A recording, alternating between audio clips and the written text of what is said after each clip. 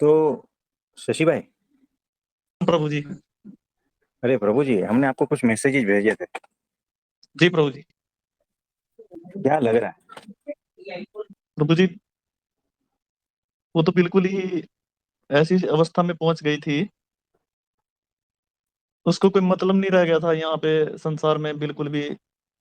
और एक आपने सुनीता दीदी के माध्यम से उनसे बात की आपने खुद, और उससे उसके भीतर में सारा कुछ कैसे बदल गया, कैसे ये चमत्कार हो गया कि उन्होंने उसके बाद का जो उनको ऑडियो है हाँ जी। वो तो अद्भुत है, अद्भुत है। इतनी देर में ऐसे मतलब क्या रूपांतरण हो गया उसका, कि उसके अंदर जो भाव था मरने का और ये सारा कुछ निकल गया। अब उसको संसार में जीना वो ठीक लग रहा है, सार्थक लग रहा है। तो देखो, वो योग भ्रष्ट आत्मा है, यानी बहुत उच्च अवस्था की आत्मा है, जी। और बहुत कुछ कर्म के लेकर या पापों के लेकर बहुत कुछ की वजह से इस अवस्था तक पहुंचे, है ना। जी। यानी देखो कैसा है कि अगर इंद्र जैसा इंद्र है, देवता, जी। उसको चींटी बना दो जी प्रभु जी। और उसकी जितनी टांगे हैं उसमें से एक दो काट दो, जी। कैसी हालत होती असहाय हो जाएगा बिल्कुल। है, कितना तड़पता है वो जीव। जी। है कौन? इंद्र। जी। फंसा कहाँ है? चींटी के। आप समझ रहे हो? जी प्रभु जी। तो वैसे वो महान आत्मा है, लेकिन वो कर्मों के और पापों की वजह से, श्राप की वजह से ये सारा कुछ झेलना पड़ता है। मनस्थिति देखो, जी। कुछ भी नहीं मिल रहा है इस पृथ्वी पर उनको। इतना बिल्कुल तड़प प्रभु जी। भीतर, इस प्रकार की तड़प होती है भीतर, तब मरने का विचार आता है। इतना दुख है, जी। जी। इतनी पीड़ा, है ना। जी। तो इस तरह से जीव भटकता है यहाँ पर, और जब तक प्रगट अक्षर ब्रह्म सत्पुरुष का मिलाप नहीं होता है ना, तब तक इस तरह से भटकना पड़ता है। और अगर जी इस जन्म में नहीं मिलता तो अगले जन्म वो आत्महत्या सही। करते, और अगले जन्म फिर वैसा ही जी। जीवन, वैसा ही जीवन, वो तड़प, वो दुख, वो पीड़ा, वो अग्नि में जलना, है ना। इस तरह से वो जो जीव पीड़ित होता है। जी। तो जब तक अक्षर ब्रह्म सत्पुरुष नहीं मिलते और उनका सारे पापों को नष्ट नहीं करते, है ना, जी तब तक ये हालत बनी रहती है। प्रभु जी, वो योग भ्रष्ट जो हुई, जब इतनी ऊंची अवस्था को प्राप्त करके उसके बाद योग भ्रष्ट कैसे? हो सकता है, देखो, अगर इंद्र भी प्रगट परब्रह्म का या अक्षर ब्रह्म सत्पुरुष का द्रोह करे ना, तो आपने ही तो उस वचनामृत से कल हाँ जी। परसों बात की थी ना, उसी जी। तरह से फिर वो जो उस प्रकार का हो जाता है, उस प्रकार की पीड़ा का अधिकारी हो जाता है ना। तो कहीं ना कहीं छोटे मोटे गुरु द्रोह में आए होंगे, भगवान के द्रोह में आए होंगे, जी। है ना, नहीं तो ऐसा नहीं होता। लेकिन कोई तो ऐसा उसका ऐसा प्रारब्ध रहा होगा जो परब्रह्म के संपर्क में आना था अब। हाँ, ये भी बड़ी बात है कि कोई ना कोई ऐसा जो है ना, ये भी प्रारब्ध है। मतलब दो प्रकार का है इसको। तो धीरे धीरे अगर सत्संग का योग रहेगा, तो धीरे धीरे वो उसमें से पूरी तरह से बाहर आ जाएंगे। जी प्रभु जी। इसमें और कुछ कहना चाहते हो? इससे संबंधित तो नहीं प्रभु जी, अलग से था एक क्वेश्चन। बोलिए। जो अ, महाभारत कालीन पांडवों की माता थी, माता कुंती, हम्म। तो उन्होंने भगवान कृष्ण से एक समय में ये कहा कि कृष्ण, यदि आप मुझे वरदान देना चाहते हैं तो यही वरदान दो कि मुझे दुख में रहूं मैं। हम्म। तो दुख की स्थिति को उन्होंने उनसे मांगा है, तो वो दुख का क्यों मांगा उन्होंने अभी? दुख में, दुख की स्थिति में क्या भक्ति की ज्यादा इंटेंसिटी होती है? देखो, दुख का मतलब ये होता है कि होश, और सुख का मतलब ये होता है कि बेहोशी। यानी सतत होश दो मुझे, ताकि मेरी वृत्ति आप में रहे। और होश कब आएगा? जब कहीं से कुछ चुभता है। तो ये उनका प्रकार था, ये उनका इस प्रकार का स्वभाव था कि, है ना, कि मैं जागरूक कैसे रहूं, और हर पल भगवान की स्मृति और भगवान में वृत्ति कैसे लगी रहे। तो सुख में तो मैं ये हो जाऊंगी, बेहोश, जी। है ना।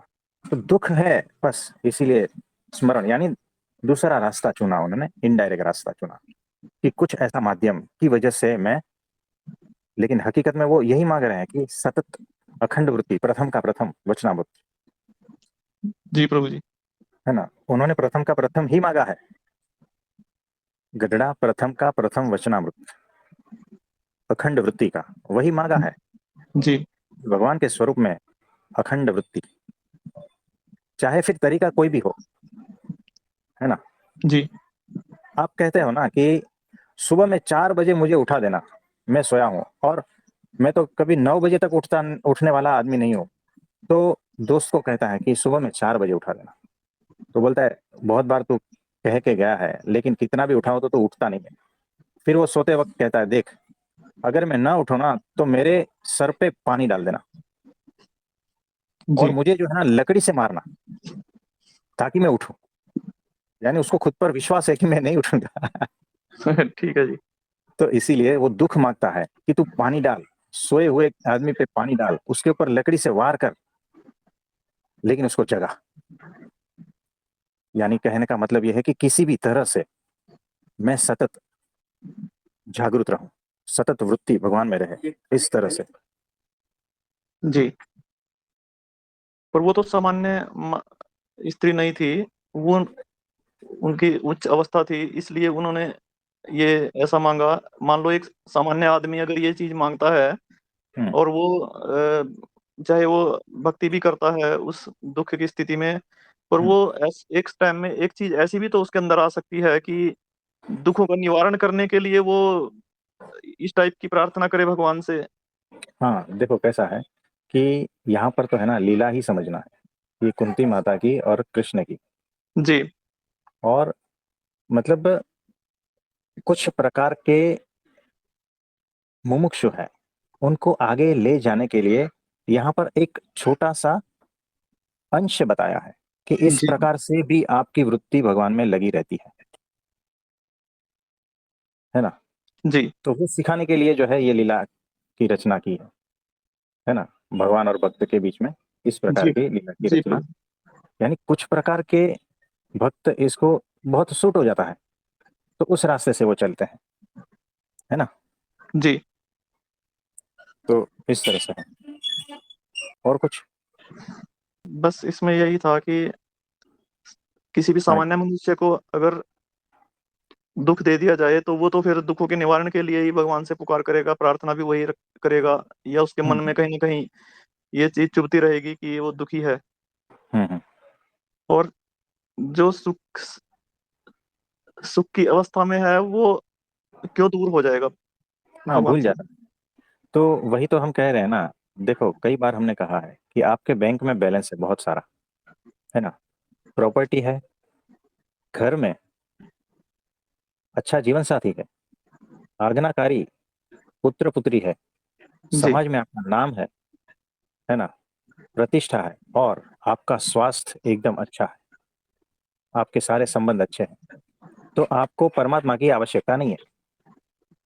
आप ही कहोगे कौन परमात्मा, है ना। यानी सब तरह से सुखी हो ना आप, बताओ, फिजिकली, मेंटली, इमोशनली, और सारे रिश्ते में आप सुखी हो, बैंक बैलेंस आपका अच्छा है, नौकरी धंधा व्यवसाय अच्छा है, सारे संबंध अच्छे हैं, जीवन साथी अच्छा है। बताओ, भगवान की याद आएगी इसमें? लेकिन प्रभु जी हम तो इसको उनका एक उपहार की तरह मानते हैं कि भी भगवान ने हमें कितनी अनुकूल स्थितियां दे रखी हैं हाँ। कि इस बिल्कुल 100% अनुकूलता के अंदर भी अगर हम भगवान का नाम नहीं ले पाए तो फिर क्या फायदा है इस जीवन का, किस लिए है जी फिर ये। हाँ, ये होश होना जरूरी है। लेकिन जो बेहोश है ना, वो इस स्थिति को ही अल्टीमेट स्थिति मानता है, और फिर जब ये स्थिति में चोट पड़ती है ना, तब पुकारता है, हे भगवान वापिस उस स्थिति में डाल दो मुझे। पैसे कम पड़ जाते तो हे भगवान पैसे दे दो। संबंध में कुछ उतार चढ़ाव आता है, हे भगवान संबंध ठीक कर दो। है ना, स्वास्थ्य में कुछ उतार चढ़ाव, हे भगवान स्वास्थ्य ठीक कर दो। यही मांगता है, उसको जी वही चाहिए। चोट पड़ती है, जागृत होता है ना, तो भी वही मांगता है कि मुझे बेहोश कर दो। बेहोश क्या, मुझे वापस सुला दो। जी। तो सही है प्रभु जी। ये वाली चीज है कि ज्यादातर मनुष्य इसी प्रकार से ही भगवान को बचते हैं, हे भगवान मुझे वापस सुला दो। है जी ना, बिल्कुल बिल्कुल है प्रभु जी। मंदिर में जो लाइनें लगी है ना, वो भगवान से यही प्रार्थना करते हैं कि वापस सुला दो, मेरा ये क्यों छीन लिया। सही है प्रभु जी बिल्कुल। मेरी आइसक्रीम छीन ली। मैं रोता मत रोता आया, मुझे हाँ जी। वापस चाहिए।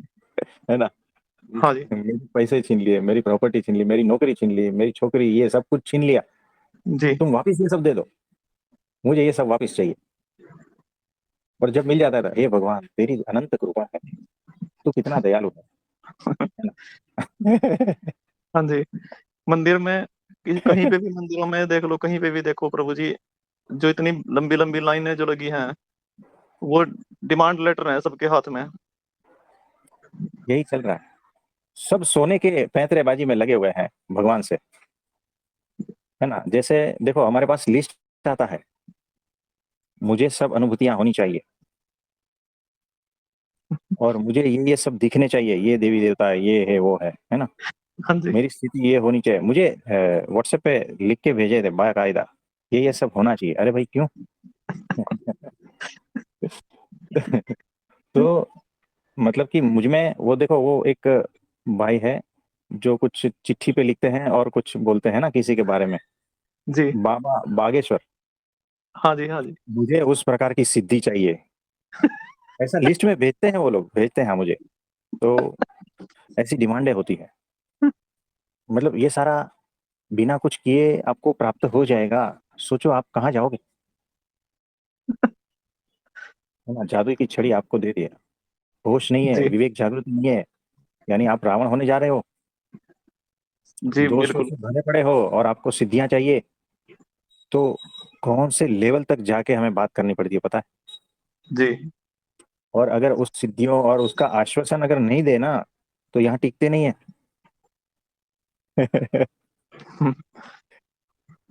बहुत सारा खेल चल रहा है अध्यात्म में, बहुत सारे प्रकार के माइंड है, हमें मिलते रहते हैं। है ना, तो लेकिन चलता रहता है।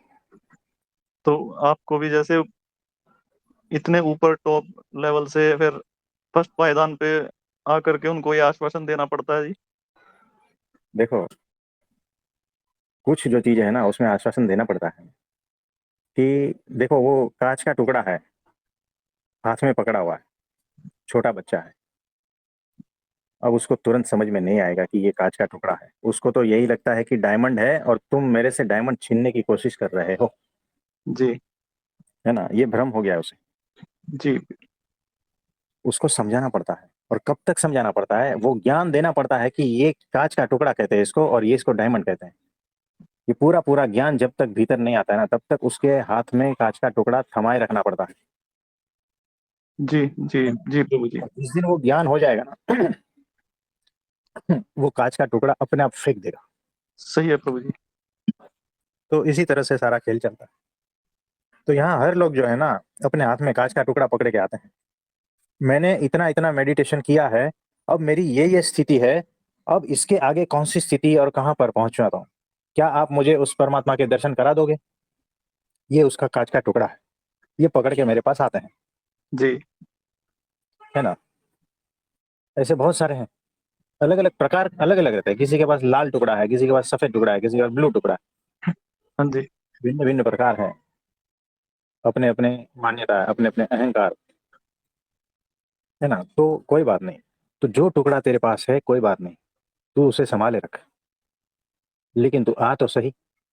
जी कुछ और बातें करते हैं, तूने खाने में क्या बनाया, भिंडी बनाई। जी है ना, वहां से स्टार्ट करते हैं। जी क्या खाना और चाहते हो, गोलगप्पे खाना चाहते हो। जी और उनको ये आभास तक नहीं होता कब उनका वो टुकड़ा हाँ, आप बदल गिर देते गया। हैं। हाँ, तो कब पता नहीं चलता कि वो टुकड़ा तो गया और रियल डायमंड आ गया हाथ में, हाँ जी। है ना? तो ये सारा खेल चल रहा है। अब बताओ, इसमें हमारी कोई गलती है क्या? नहीं प्रभु जी, हमने कोई धोखेबाजी की है क्या? बिल्कुल नहीं जी। अरे हम तो सबसे बड़े धोखेबाज है। नहीं, है ना? पर आपने और वो बेचारा ये आया है कांच का टुकड़ा लेकर, बोल दे प्रमाणित करो इसको, और हम उसको बोलते हैं मुट्ठी बंद करो, चलो आओ हम आइसक्रीम खाते हैं।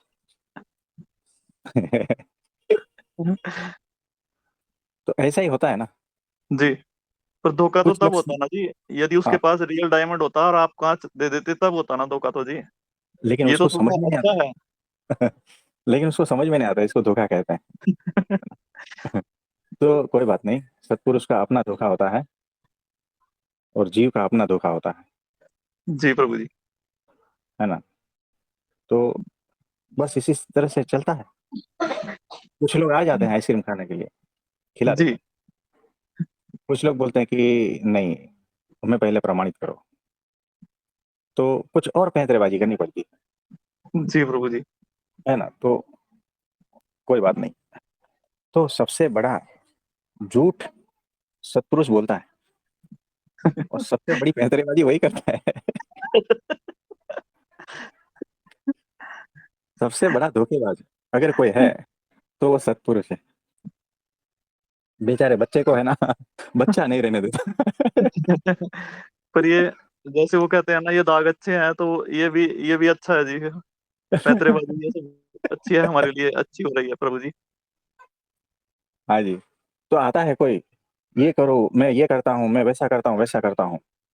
कोई बात नहीं, अगली एकादशी 17 तारीख को है, वहां से हम स्टार्ट करते हैं। जी। अब क्या करें?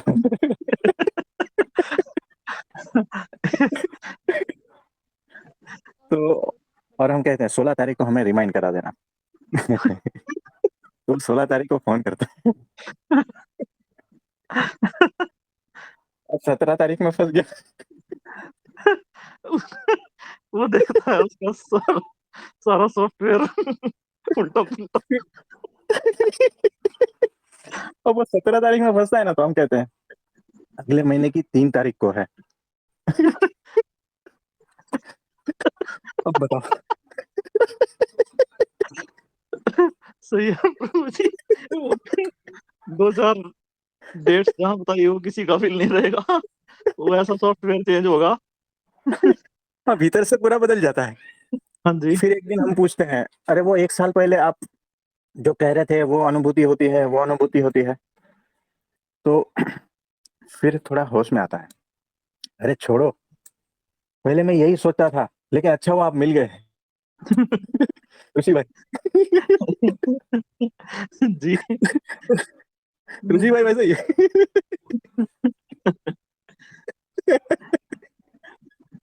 तो देखो कहाँ कहाँ कैसे कैसे फंस जाते हैं।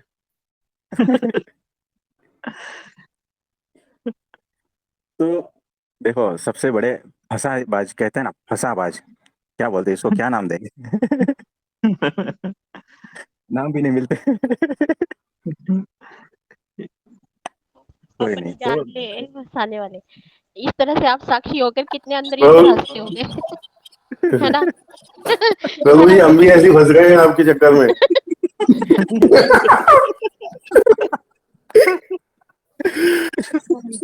और ना प्रभु जी इतने ठहराव से बोलते हैं कि सामने वाला कहता है अच्छा ठीक है, मैं आपका कहना जरूर मानूंगा।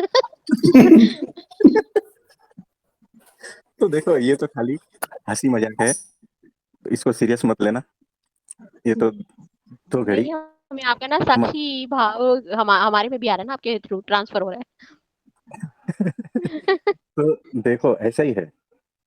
तो इसी तरह से जो है, उस बच्चे के हाथ में से वो कांच का टुकड़ा, उसी को ही कहते हैं कि देखो, अब देखो क्या लग रहा है, तो बोला हटाओ इसको, हमें तो डायमंड मिल गया है, डायमंड को देने वाला मिल गया है। अब इस चक्कर में हम नहीं फंसेंगे, ये जो कांच के टुकड़ों के चक्कर में नहीं फंसेंगे। जी। वहां तक हो जाता है।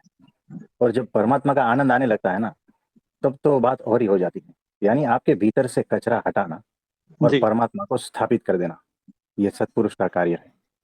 बिल्कुल तुरंत तो प्रभु जी। मानने वाले नहीं हो, है ना? जैसे कहा कि अहंकार ने पकड़ा है ना कचरा, तो उसको वो डायमंड ही लगता है। अब अहंकार को कैसे समझाए कि तूने जो पकड़ा है वो कचरा है, डायमंड नहीं है। तो हर टेक्निक आजमा कर उसको उस लेवल पे लाना पड़ता है, जी प्रभु जी। तो वो जाके भीतर समझता है कि हाँ, सचमुच मेरा जीवन कचरे से ही तो भरा है। वो धीरे धीरे कब कचरा वो साफ हो गया एकादशी के चक्कर में, और परमात्मा भीतर विराजमान हो गए, उनका आनंद में अब नाच रहे हैं, ये उसे पता ही नहीं चलता। ये बिल्कुल फैक्ट है प्रभु जी। कचरे की किस तरीके से और कब सफाई हुई ये नहीं पता चलता जी, बिल्कुल नहीं पता चलता जी, इसके साक्षी हुआ ही नहीं जाता जी। हाँ जी, तो देखो, इंस्ट्रूमेंट हमारे गुरु जी ने हमारा वापरा है, हम तो सिर्फ इंस्ट्रूमेंट है। करता हरता तो हमारे गुरु जी है, वही कर रहे हैं, हम तो जो है ना खाली इंस्ट्रूमेंट है। प्रभु ये जी ऐसा है। इस बात को यहाँ पे कौन मान रहा है जी? मैं कह रही हूँ भगवान इस बात करे को हर कोई इंस्ट्रूमेंट बन जाए। हाँ ऐसी जी, कृपा सब पे ऐसी कृपा हर किसी पे बरसे कि हर कोई इंस्ट्रूमेंट बन जाए। हाँ जी, तो सब पर बरसेगी ये कृपा तो। ऐसा है। किसी की भी तो मान्यताएं तोड़ रहे हो आप, तोड़वा रहे हो। हाँ जी, सब कुछ होता रहेगा। ये मैंने जो पकड़ा है कांच का टुकड़ा, डायमंड है वो, डायमंड मैं इसको नहीं दूंगा, किसी भी कीमत पे नहीं छोड़ूंगा।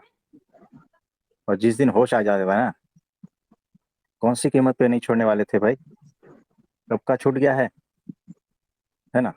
जी तो ऐसा है। तो देखो, आप लोग यहाँ पर हो सब, तो किसी से भी हमने कोई धोखेबाजी की हो, पैंतरेबाजी की हो, झूठ बोला हो, या तो हमें माफ कर देना। हम सच ही बोलते हैं, सच ही बोलते हैं, आपको लगता है। आपसे आपके सच पे ही तो हम आप पे कुर्बान हुए हैं एक तरह से। तो बाकी हम तो सारी सच ही दुनिया बोलते झूठी हैं, है। देखो हाँ, हम बाकी सच तो ही सारी बोलते दुनिया झूठी है। हैं। तो हम सत्य ही बोलते हैं, लेकिन आपके अनुसार नहीं बोलते ना, इसीलिए ये लगता है। जो सत्य होता है वो सत्य ही होता है, किसी के अनुसार नहीं होता वो। नहीं, ये इसमें बात यहाँ होता है, वो बच्चे के अनुसार अलग होता है ना सत्य। है। जो आपको समझेगा वही जानेगा, ये बात है। हाँ, ये बात पक्की है, ये बात पक्की है।